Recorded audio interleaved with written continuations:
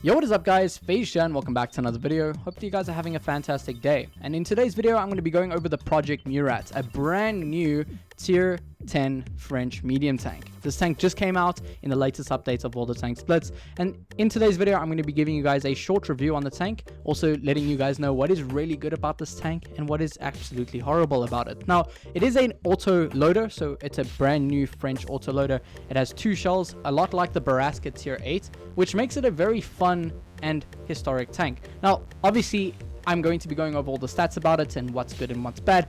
However, I think the first thing we should do is go over the armor inspector of this vehicle. Now, there's not a lot about its armor, really. So if I'm going to be completely honest with you, there's not much in terms of its armor.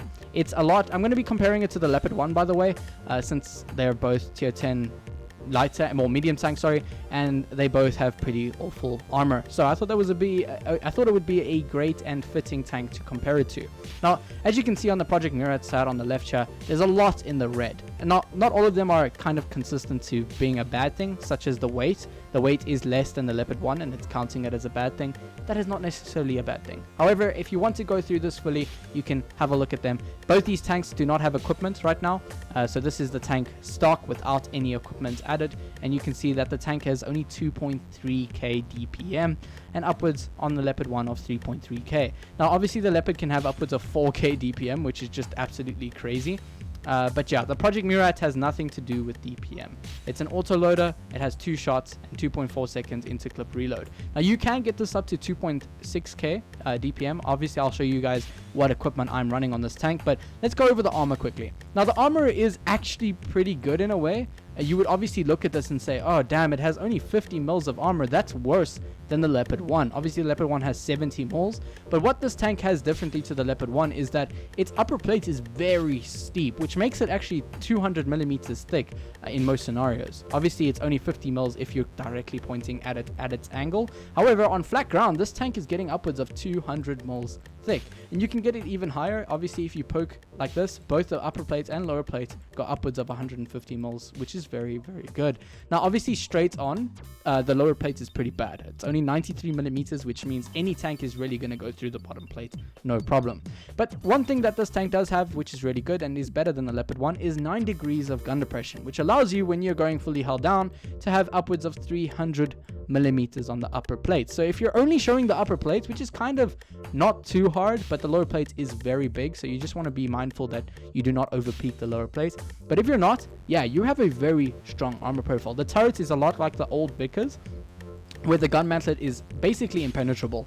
As you can see on these outer skirts, it's upwards of 474 millimeters, and some parts of the turret are extremely troll. As you can see, it's upwards of 1,000 millimeters thick, which means that you're actually going to be a very formidable held down tank. It's a lot better than the not the STB. It's a lot better than the AMX 30B, because obviously you don't have a hatch. Now the one thing I will say is that this little thing that pops up here from the gun isn't even a weak spot. It's 380 millimeters thick, and if you're on flat ground, or if you're in a higher tank than this tank, which this tank is absolutely huge, you will get penned on that if someone uses heat. So just be mindful of that. If you're on flat ground, you don't want to be pointing your gun down. Make sure to point it at least in the middle here so that people can't hit it. There is a tiny hatch here, but it's not really a weak spot, I would say. On this little corner here, it's 150 millimeters thick, but then you might as well just shoot the turret here with heat.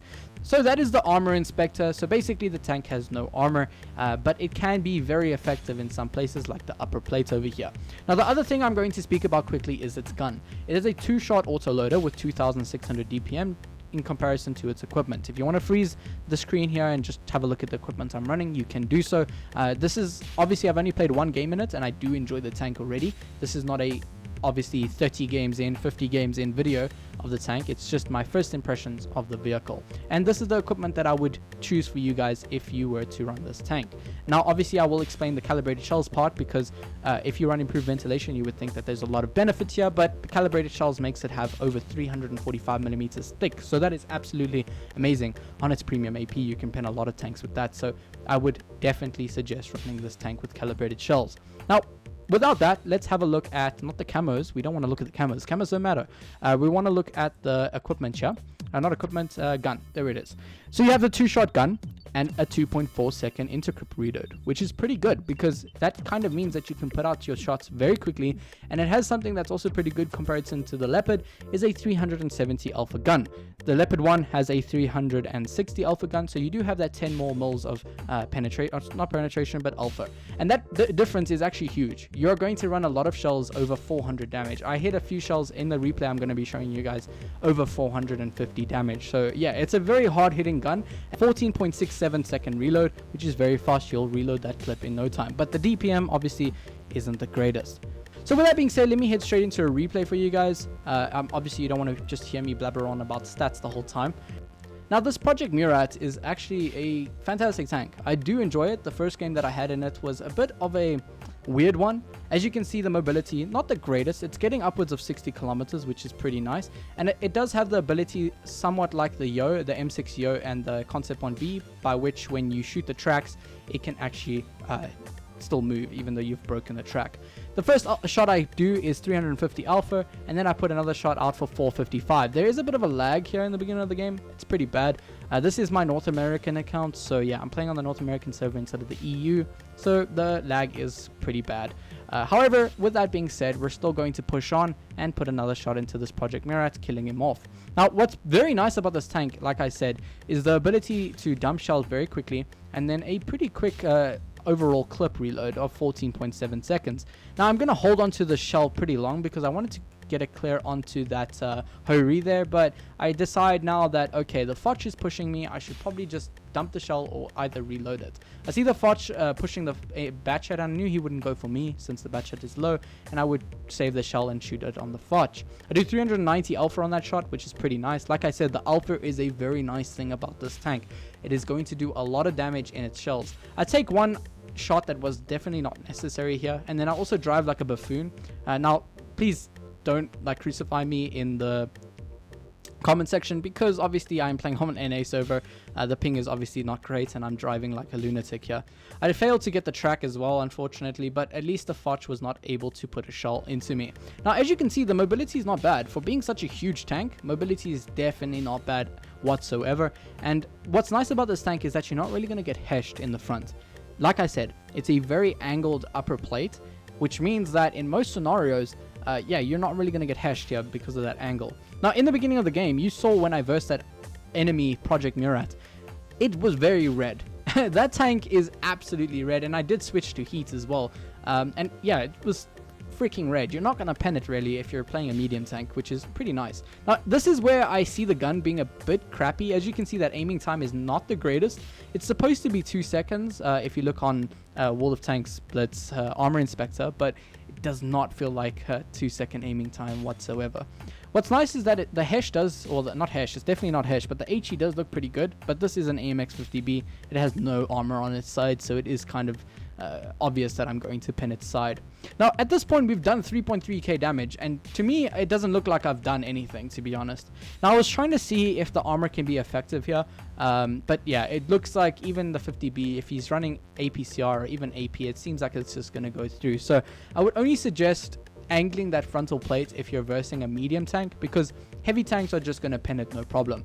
I'm also capping the base shell for no reason, to be honest. I should have just gone straight in to put more damage out onto the E100, but the acceleration seems to be pretty good. I'm getting upwards of 60 kilometers pretty slowly, actually, to be honest. It's taken me a long time to get up to 50 kilometers, which does suck. The tank's acceleration is not the greatest. You're not going to get to that 60 kilometers as advertised and as quickly as you would probably want to, but the 60 kilometers is reachable and you can go up to that speed, but it's not the fastest medium tank out there. The first game was 3.9k, just below 4k damage, and we end up doing a mastery. Now obviously it's a brand new tank, just came out. Masteries are a given. It's going to be very easy to get masteries in this tank. However, my first impressions is that this tank is absolutely amazing. The DPM, not great. That is a bad side, but everything else about it is pretty good. I've given you guys the negative things about the tank, such as the big lower plate, the bad gun handling when on the move, as well as the absolute huge size of the vehicle, and as well as its slow acceleration, as well as getting to its top speed is not the greatest. But there is a lot more benefits in playing this tank. The armor can be very troll. It does have 9 degrees of gun depression and is a very strong held down tank when played correctly. The gun can dump a lot of damage in 2.4 seconds, upwards of 900 damage very easily.